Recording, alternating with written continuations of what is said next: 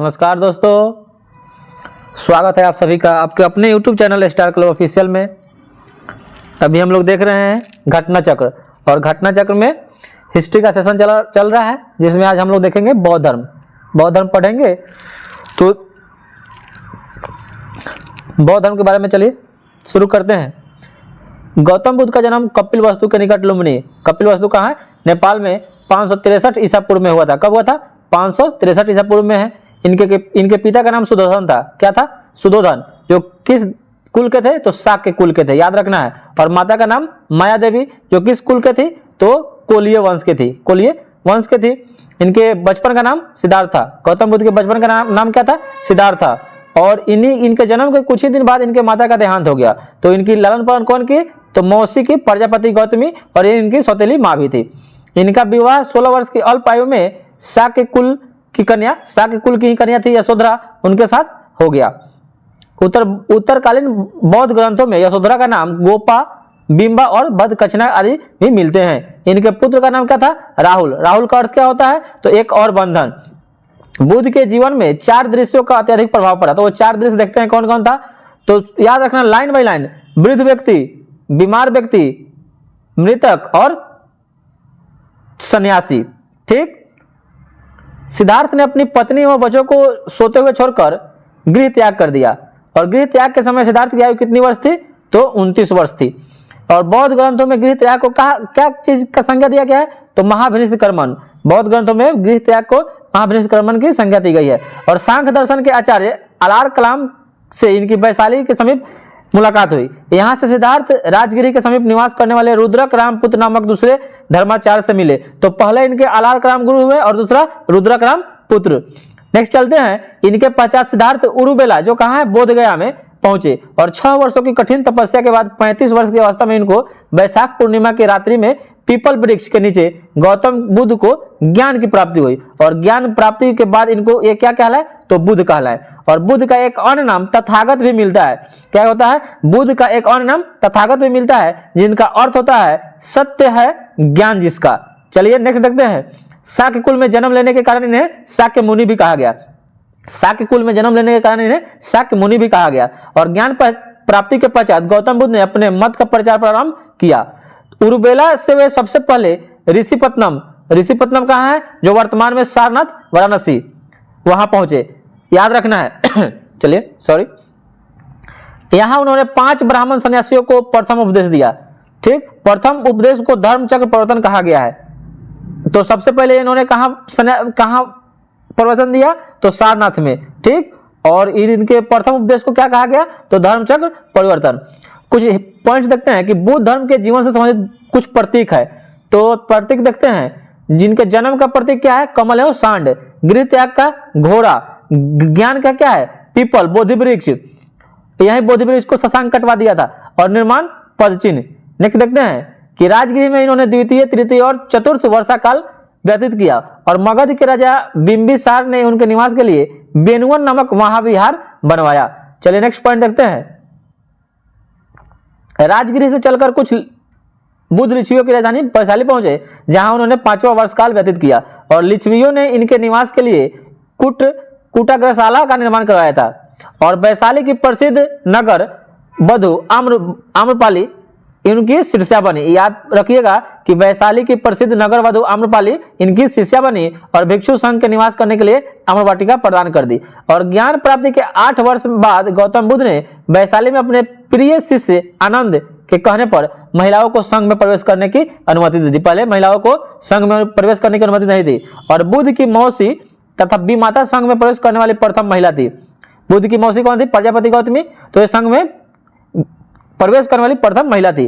और देवदत्त बुद्ध का चचेरा भाई था।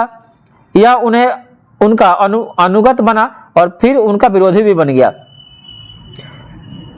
वह बौद्ध संघ से बुद्ध को हटाकर स्वयं संघ का प्रधान बनना चाहता था, किंतु उसे इसमें सफलता नहीं मिली। और बौद्ध धर्म का सर्वाधिक प्रचार कौशल राज्य में हुआ। कहां हुआ? कौशल राज्य में हुआ। नेक्स्ट देखते हैं कि बुद्ध ने अपने जीवन की अंतिम वर्षा ऋतु वैशाली में बिताई।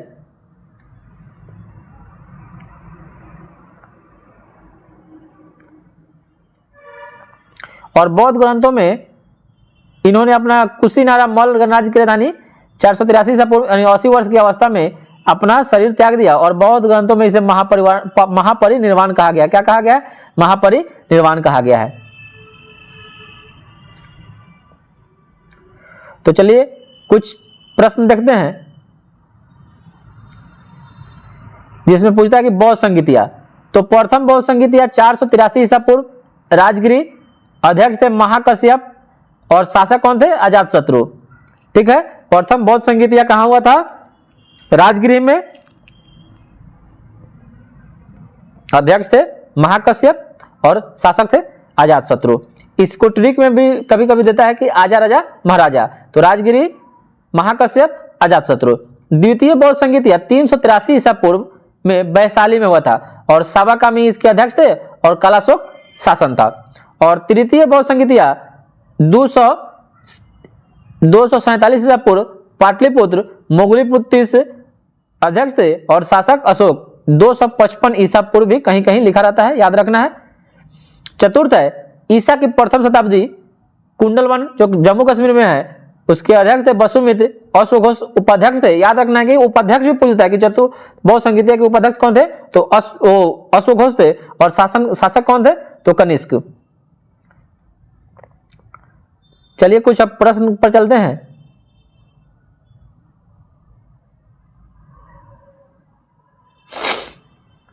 नेक्स्ट प्रश्न है कि गौतम बुद्ध का जन्म कब हुआ था? तो गौतम बुद्ध का जन्म 563 ईसा पूर्व में हुआ था कपिलवस्तु के निकट लुम्बिनी में। ठीक है, नेक्स्ट क्वेश्चन देखते हैं कि बुद्ध के जीवन की किस घटना को महाभिनिष्क्रमण कहा गया है? तो महाभिनिष्क्रमण, इनके गृह त्याग को महाभिनिष्क्रमण कहा गया है। नेक्स्ट देखते हैं कि गौतम बुद्ध की मां किस वंश से संबंधित थी? तो गौतम बुद्ध की जो मां थी वो कोलीय वंश से संबंधित थी। नेक्स्ट देखते हैं कि बुद्ध का जन्म हुआ था। तो बुद्ध का जन्म कहां हुआ था? लुम्बिनी, नेपाल में हुआ था। नेक्स्ट देखते हैं कि निम्नलिखित में कौन सा नाम बुद्ध का दूसरा नाम है? तो बुद्ध का दूसरा नाम बताइए। इनमें से पार्थ है, मिहिर है, प्रछन्न है और गुडाकोश है, कोई है? नहीं है, इनमें से कोई नहीं। नेक्स्ट देखते हैं शाक्य मुनि उनका नाम था। छठा क्वेश्चन है कि निम्नलिखित में से किस राजवंश के अभिलेख से इस परंपरा का समर्थन होता है कि लुम्बिनी शाक्य मुनि बुद्ध का जन्म स्थान था? तो बताइए। तो इसका आंसर हो जाएगा मौर्य। देख लेते हैं इसका डिस्कशन। मौर्य वंशीय शासक अशोक के रुमिनदेई अभिलेख से सूचना मिलती है कि शाक्य मुनि बुद्ध का जन्म लुम्बिनी में हुआ था। इस अभिलेख के अनुसार अशोक राज्याभिषेक के 20 वर्ष बाद यहां आया था और उसने उस स्थान की पूजा भी की थी जहां शाक्य मुनि बुद्ध का जन्म हुआ था। और साथ ही इस अभिलेख से लुम्बिनी के बुद्ध का जन्म स्थल होने के कारण इसे कर छूट प्रदान करने की यानी टैक्स छूट प्रदान करने की घोषणा भी किया था। तो इसका आंसर हो जाएगा मौर्य वंश। ठीक, नेक्स्ट देखते हैं कि निम्नलिखित में से कौन सा एक अशोक का अभिलेख इस परंपरा की पुष्टि करता है कि गौतम बुद्ध का जन्म लुम्बिनी में हुआ था? तो रुमिनदेई स्तंभ लेख। ठीक है, रुमिनदेई स्तंभ लेख। नेक्स्ट देखते हैं कि निम्नलिखित में से किस राजा के एक अभिलेख से सूचना मिलती है कि शाक्य मुनि बुद्ध का जन्म लुम्बिनी में हुआ था? तो जानते हैं कि 20वें साल में अशोक गया था, तो अशोक। नेक्स्ट देखते हैं कि महात्मा बुद्ध का महान परिनिर्वाण कहां हुआ था? तो महापरिनिर्वाण इनको कुशीनगर में हुआ था। देखते हैं कि बौद्ध धर्म का प्रचार करते हुए महात्मा बुद्ध मल्लों की राजधानी पावा पहुंचे जहां वे चुंद नामक लुहार के आम्र वाटिका में ठहरे थे। उसने बुद्ध को शुक्रमधो खाने को दिया और इससे उन्हें रक्तातिसार हो गया और भयानक पीड़ा उत्पन्न हुई। इस वेदना के बाद वे कुशीनारा मल्ल गणराज्य की राजधानी पहुंचे थे। यही 483 ईसा पूर्व में 80 वर्ष की अवस्था में उन्होंने अपना शरीर त्याग दिया, जिसे महापरिनिर्वाण कहा जाता है। 10वां क्वेश्चन देखते हैं कि गौतम बुद्ध का महापरिनिर्वाण किस राज्य में हुआ था? तो महापरिनिर्वाण इसका उनका हुआ था मल्ल में हुआ था। ठीक, नेक्स्ट देखते हैं कि महात्मा बुद्ध का परिनिर्वाण किसके गणतंत्र में हुआ था? तो ये मल्लों के गणतंत्र में हुआ था।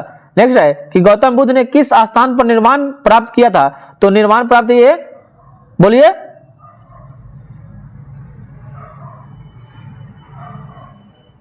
इनको गौतम बुद्ध ने किस स्थान पर निर्वाण प्राप्त किया था? तो इसका आंसर हो जाएगा आपको बोध गया। कहां पर? बोध गया। नेक्स्ट है कि महापरिनिर्वाण मंदिर अवस्थित है, तो महापरिनिर्वाण मंदिर कहां है? यह है कुशीनगर में। कहां है? कुशीनगर में। नेक्स्ट देखते हैं, निम्नलिखित राज्यों में से किनका संबंध बुद्ध के जीवन से था? तो बुद्ध के जीवन से संबंध था कौशल और मगध। कौशल और मगध, तो इसका सही आंसर हो जाएगा 3 और 4। देख लेते हैं कि महाजनपदों में से कौशल एवं मगध महाजनपदों का संबंध बुद्ध के जीवन से था। गौतम बुद्ध ने अपनी शिक्षा के प्रचार प्रसार हेतु मगध और कौशल दोनों राज्यों में भ्रमण किया था। नेक्स्ट क्वेश्चन देखते हैं कि गौतम बुद्ध द्वारा अपने धर्म में दीक्षित किया जाने वाला अंतिम व्यक्ति कौन था? तो अंतिम व्यक्ति सुबध था। कौन था? सुबध। सुबध। नेक्स्ट देखते हैं कि बुद्ध द्वारा रूपांतरित निम्न व्यक्तियों में से कौन सा अंतिम था? तो अंतिम सुबध, जिनको ज्ञान मतलब ज्ञान दिए थे उनको। नेक्स्ट है कि बुद्ध ने अपने जीवन की अंतिम वर्षा ऋतु कहां बिताई? तो ये वर्षा ऋतु अपना अंतिम बिताए थे वैशाली में। कहां बिताए थे? वैशाली में। नेक्स्ट देखते हैं, निम्नलिखित में से कौन सा एक बौद्ध मत में निर्वाण की अवधारणा की सर्वश्रेष्ठ व्याख्या करता है?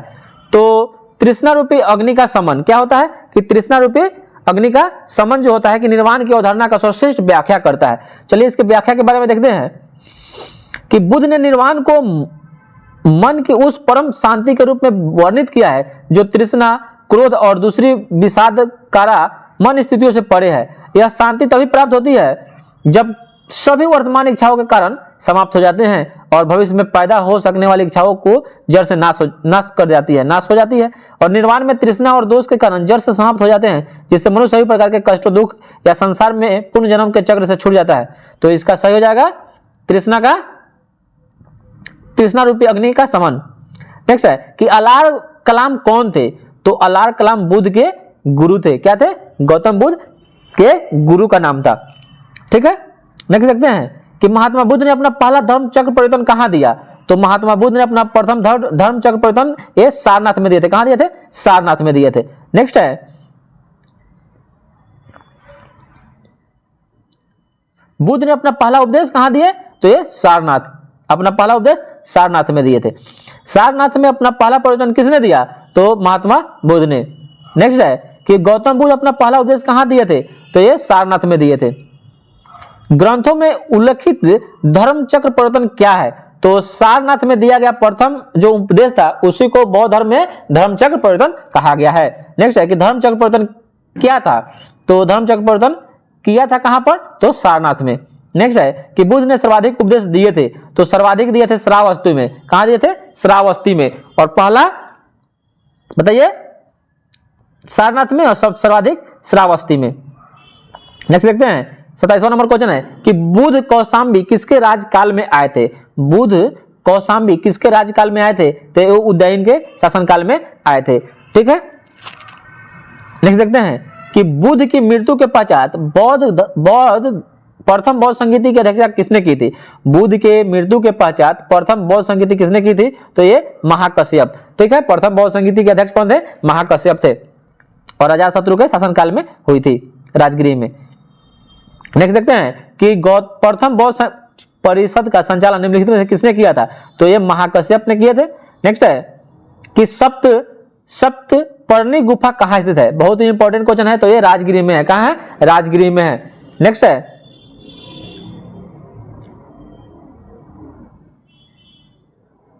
कि भगवान बुद्ध के महापरिनिर्वाण के बाद बौद्ध संगीतियां कहां हुई थी?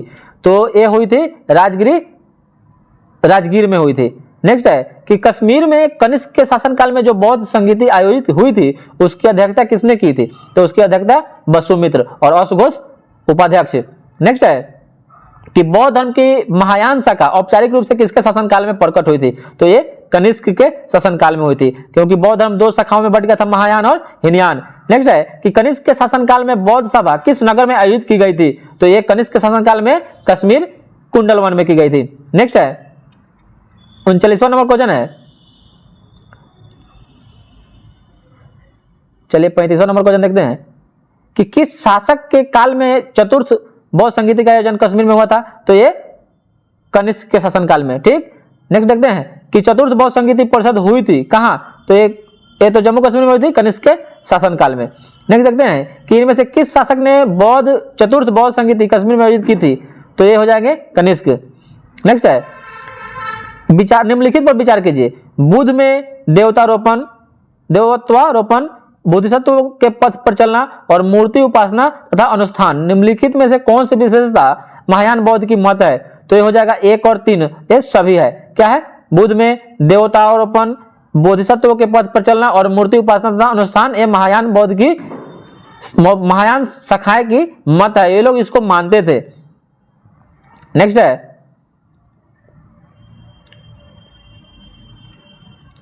39वां नंबर क्वेश्चन है कि निम्नलिखित 4 स्थानों में हुई बौद्ध संगीतों का सही कालक्रम नीचे दिए गए हैं, उसको मिलान करना है। तो पहला कहां हुआ था? राजगिरी में हुआ था, दूसरा वैशाली में हुआ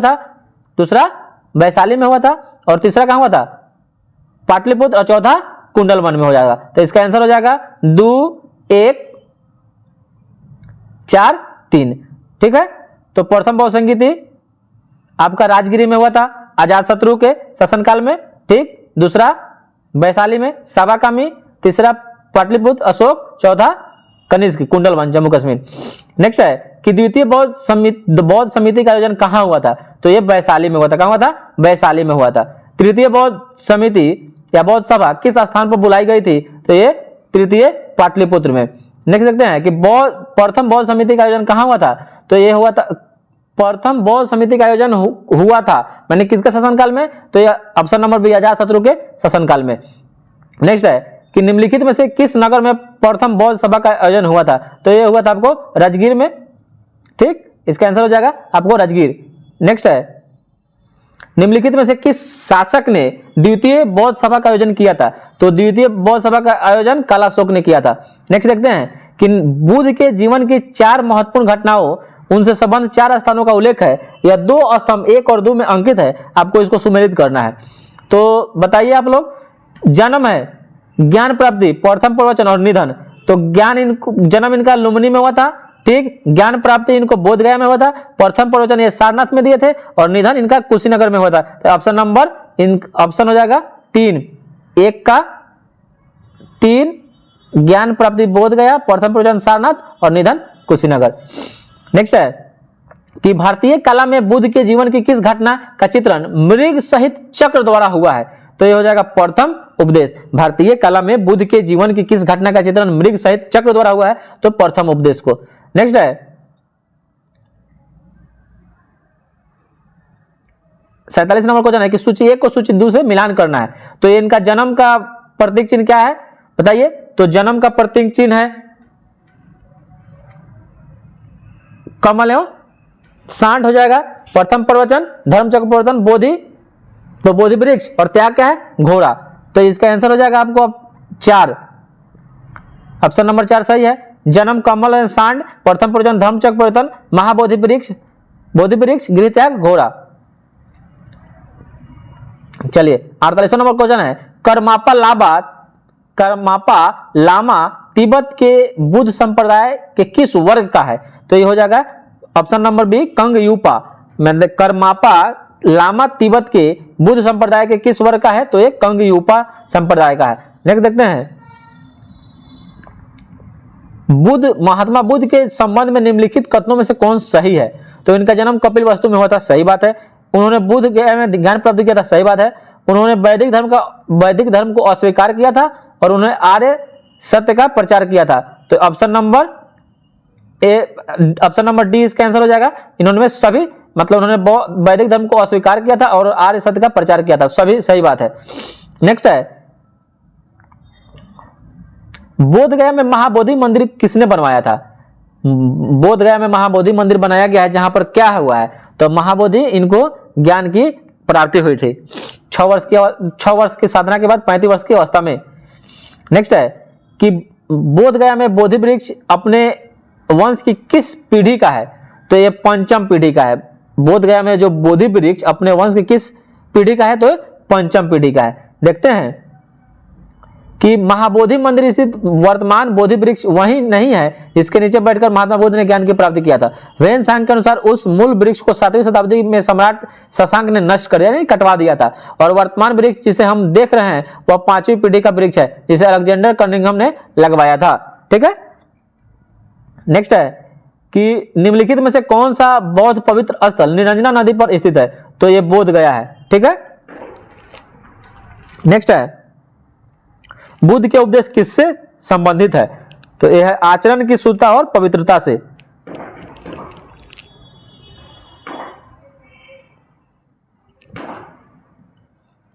नेक्स्ट क्वेश्चन है कि निम्नलिखित में से कौन बुद्ध के जीवन काल में ही संघ का प्रमुख बनना चाहता था, ये देवदत्त था चचेरा भाई।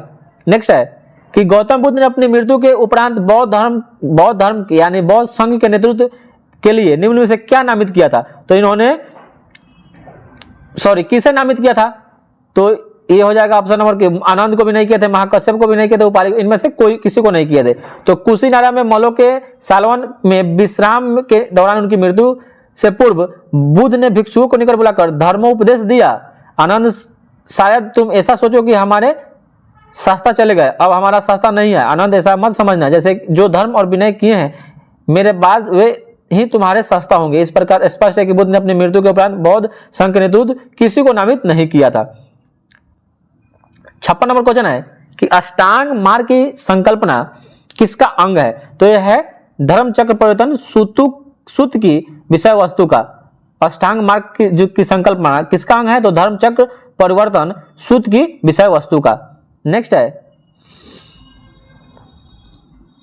गौतम बुद्ध के बारे में निम्नलिखित में से क्या सत्य है, वे कर्म में भी विश्वास करते थे, आत्मा का शरीर में परिवर्तन मानते थे, निर्वाण प्राप्ति में विश्वास करते थे, ईश्वर की सत्ता में विश्वास करते थे। तो इसका ऑप्शन नंबर 1 और 3 सही है, यानी वे कर्म में विश्वास करते थे और निर्वाण प्राप्ति में विश्वास करते थे। नेक्स्ट है बौद्ध संघ में भिक्षुनी के रूप में स्त्रियों के प्रवेश की अनुमति बुद्ध के द्वारा दी गई, कब, तो ये वैशाली में उनके प्रिय शिष्य आनंद के कहने पर। त्रिपिटक क्या है, तो त्रिपिटक बुद्ध के उपदेशों का संग्रह है। त्रिपिटक बुद्ध के उपदेशों का संग्रह है। और त्रिपिटक में क्या क्या आता है, त्रिपिटक बौद्ध धर्म में सर्वाधिक महत्वपूर्ण है। बुद्ध की मृत्यु के बाद उनकी शिक्षाओं को संकलित कर 3 भागों में बांट दिया गया है, इन्हीं को त्रिपिटक कहा जाता है। ये में विनय पिटक है, संघ संबंधी नियम और आचार की दशाएं की जाती है। शुद्ध पिटक धार्मिक सिद्धांत है, और अभिधम पिटक, और इसमें धार्मिक है, इसमें दार्शनिक सिद्धांत है। चलिए त्रिपिटक ग्रंथ जो है किस धर्म से संबंधित है, तो जानते हैं बौद्ध धर्म से संबंधित है। नेक्स्ट देखते हैं त्रिपिटक किसकी धार्मिक पुस्तक है, तो यह बौद्धों की धार्मिक पुस्तक है। नेक्स्ट है कि त्रिपिटक निम्नलिखित में किससे संबंधित है, तो यह बौद्धों से संबंधित है। नेक्स्ट है कि निम्नलिखित में से किस बौद्ध धर्म में संघ जीवन के नियम प्राप्त होते हैं, तो यह विनय पिटक में संघ जीवन के नियम प्राप्त होते हैं। नेक्स्ट है कि यम बुद्ध पिटक यमक बुद्ध पिटक से संबंधित है, तो यह है अभिधम से। किससे है, अभिधम से। नेक्स्ट है कि निम्नलिखित में से किस बौद्ध साहित्य में महात्मा बुद्ध के नैतिक एवं सिद्धांत संबंधित प्रवचन सम्मिलित है, तो यह ऑप्शन नंबर डी इसका हो जाएगा। शुद्ध पिटक में नैतिक और सिद्धांत है। नेक्स्ट है कि बौद्ध धर्म में त्रिरत्न से क्या संबंध है, तो बौद्ध धर्म में त्रिरत्न बुद्ध धर्म और संघ को कहते हैं। तो बुद्ध धर्म और संघ बौद्ध धर्म के त्रिरत्न है। बुद्ध की मृत्यु के बाद उनकी शिक्षाओं को संकलित कर 3 भागों में बांट दिया गया, इन्हें त्रिपिटक कहा जाता है, विनय पिटक, शुद्ध पिटक और अभिधम पिटक। नेक्स्ट है कि प्राचीन भारत में बौद्ध मठों में पौरण नामक समारोह आयोजित किया जाता था, जो क्या था, तो ऑप्शन नंबर बी कि वर्षा ऋतु के दौरान मठों में प्रवास के समय भिक्षुओं द्वारा किए गए अपराधों की स्वीकारोक्ति का अवसर होता था। यानी कोई भी अगर भिक्षु अगर कोई अपराध किया था तो उसको स्वीकार कर लेता था, तो स्वीकार करने का अवसर होता था उसमें वर्षा ऋतु के दौरान। आंसर हो जाएगा ऑप्शन नंबर बी।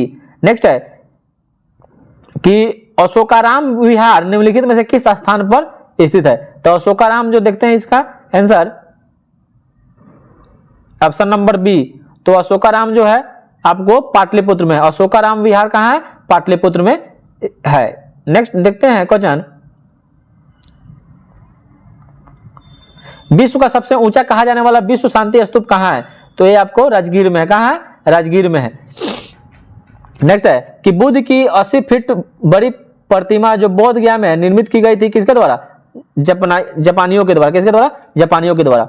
नेक्स्ट है कि सर्वप्रथम स्तूप शब्द कहां मिलता है? तो ये मिलता है ऋग्वेद में। सर्वप्रथम स्तूप शब्द कहां मिलता है? तो ऋग्वेद में मिलता है। देखते हैं इसका डिस्कशन कि सर्वप्रथम स्तूप शब्द का वर्णन ऋग्वेद से प्राप्त होता है। इसके अतिरिक्त अथर्ववेद, वाजस्नेयी संहिता, तैत्तिरीय संहिता, तैत्तिरीय ब्राह्मण संहिता, पंचविंश ब्राह्मण आदि ग्रंथों में स्तूप के संबंध में जानकारी मिलती है। स्तूप का शाब्दिक अर्थ होता है किसी वस्तु का ढेर। नेक्स्ट है कि वह स्तूप स्थल जिसका संबंध भगवान बुद्ध के जीवन की किसी घटना से नहीं रहा, वह है आपका सांची। कहां है? मध्य प्रदेश में सांची का स्तूप। इसका डिस्कशन देखते हैं कि बोध गया का स्तूप स्थल बुद्ध के ज्ञान की प्राप्ति से है, सारनाथ धर्मचक्र परिवर्तन से है, कुशीनगर या कुशीनगर बुद्ध की मृत्यु से है, जबकि सांची जो है बुद्ध के जीवन के किसी घटना से संबंधित नहीं है। यह सांची का स्तूप अशोक ने बनवाया था। नेक्स्ट है कि निम्नलिखित स्तूपों का सही क्रम, तैथिक क्रम यानी कालक्रम क्या है? तो देखते हैं कि भरूच एवं सांची स्तूप की स्थापना मौर्य शासक अशोक के शासनकाल में हुई थी। ऐसी कुछ ऐतिहासिक स्रोत धमेक स्तूप का निर्माण काल भी अशोक के शासनकाल में हुआ है, और अमरावती स्तूप का निर्माण सातवाहन शासक हुआ था। तो इसका हो जाएगा आपका भरूच, सांची, धमेक स्तूप का निर्माण क्रम निर्धारित करना संभव नहीं है। तो इसका मतलब इसमें क्या हो जाएगा आपका, इसका कोई जानकारी नहीं है, लेकिन याद रखिए कि भरूच, इसमें सांची अशोक, अमरावती सातवाहन शासकों ने करवाया था, और आपका धमेक भी अशोक के ही शासनकाल में हुआ है। नेक्स्ट देखते हैं कि अनात्मवाद सिद्धांत किसने दिया था, या किसका सिद्धांत है, किस धर्म का सिद्धांत है? तो ये बौद्ध दर्शन का सिद्धांत है। अनात्मवाद है जो बौद्ध दर्शन का सिद्धांत है। नेक्स्ट देखते हैं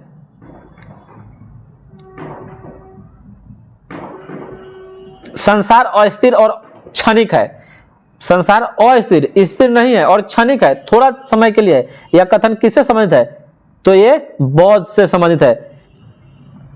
नेक्स्ट है कि निम्नलिखित में से किसे एशिया के ज्योति पुंज के तौर पर जाना जाता है? तो एशिया के ज्योति पुंज के तौर पर गौतम बुद्ध को जाना जाता है।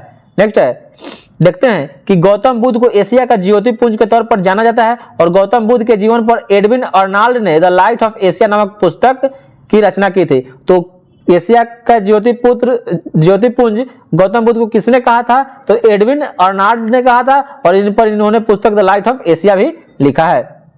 नेक्स्ट है कि निम्नलिखित में से किसे एशिया का ज्योतिपुंज कहा जाता है? तो भगवान बुद्ध को कहा जाता है। भगवान बुद्ध को एशिया का ज्योतिपुंज, लाइट ऑफ एशिया कहा जाता है। और क्षणिकवाद का प्रतिपादन किसने किया था? तो ये क्षणिकवाद का प्रतिपादन बुद्ध ने किया था।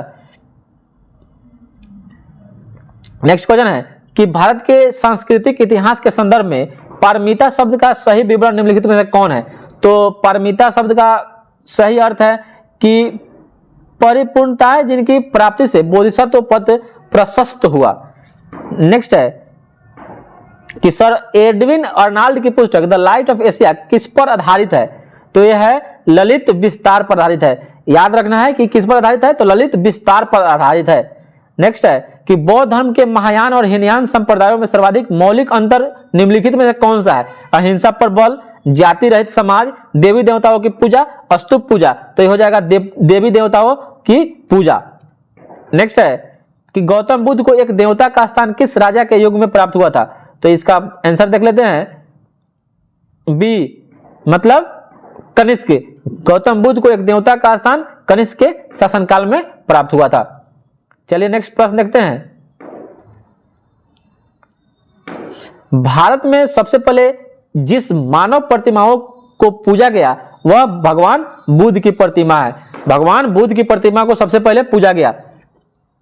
नेक्स्ट है कि देश में निम्न से किसने मूर्ति पूजा की नींव रखी थी? तो मूर्ति पूजा की नींव बौद्ध धर्म ने ही रखी थी। नेक्स्ट है कि गंधार शैली की मूर्ति कला में बुद्ध के सारनाथ में हुए प्रथम धर्मोपदेश से संबंध प्रवचन मुद्रा का क्या नाम है? तो ये धर्म चक्र है। नाम क्या है? धर्म चक्र। बुद्ध की खड़ी प्रतिमा निम्न से किस काल में बनाई गई थी? तो ये कुषाण काल में। कनिष्क जिसके राजा थे, तो ये कुषाण काल में बुद्ध की खड़ी प्रतिमा का निर्माण किया गया था। नेक्स्ट देखते हैं कि बुद्ध की प्राचीनतम प्रतिमा किस शैली में प्राप्त हुई है? तो बुद्ध की प्राचीनतम जो है ये उपयुक्त में से किसी में भी प्राप्त नहीं हुई है।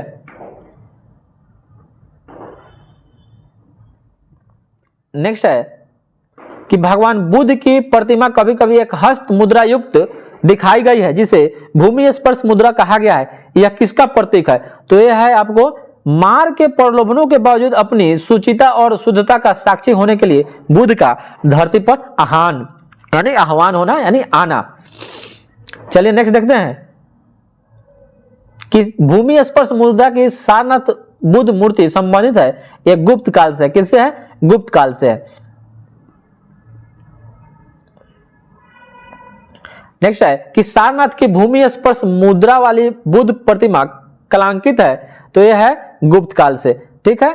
नेक्स्ट है कि भारत के सांस्कृतिक इतिहास के संदर्भ में निम्नलिखित युग्मों पर विचार कीजिए।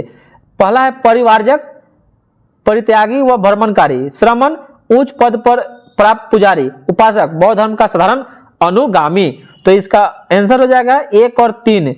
परिवारजक का मतलब होता है परित्यागी व भ्रमणकारी, और उपासक का मतलब होता है बौद्ध धर्म का साधारण अनुगामी। 1 और 3 इसका राइट आंसर है। नेक्स्ट है कि निम्नलिखित में से कौन से शासक ने बौद्ध मत के विस्तार में योगदान नहीं दिया? तो पुष्यमित्र शुंग बौद्ध धर्म का प्रचार प्रसार नहीं किए थे। नेक्स्ट है कि निम्नलिखित वक्तव्यों पर विचार करें और नीचे दिए कुछ से सही उत्तर चुने। कुशीनगर मल्ल गणराज्य की राजधानी थी और महात्मा बुद्ध का परिनिर्वाण कुशीनगर में हुआ था। ये दोनों बात सही है, तो इसका आंसर हो जाएगा बी। दोनों ए और बी दोनों सही, ए और आर दोनों सही है, और परंतु आर ए की सही व्याख्या नहीं करता है। चलिए नेक्स्ट है कि निम्नलिखित युगों में से कौन से सही सुमेलित है? पहला है लोथल, सारनाथ, राजगीर, नालंदा। तो लोथल जो प्राचीन गोदी क्षेत्र, सही बात है। सारनाथ बुद्ध का प्रथम धर्मोपदेश, सही है। राजगीर अशोक का स्तंभ शीर्ष, और नालंदा बौद्ध अधिगम का महान पीठ। तो इसका ऑप्शन नंबर सी सही है। 1 सही है लोथल प्राचीन गोदी क्षेत्र, 2 सारनाथ प्रथम धर्मोपदेश, और नालंदा बौद्ध अधिगम का महान पीठ।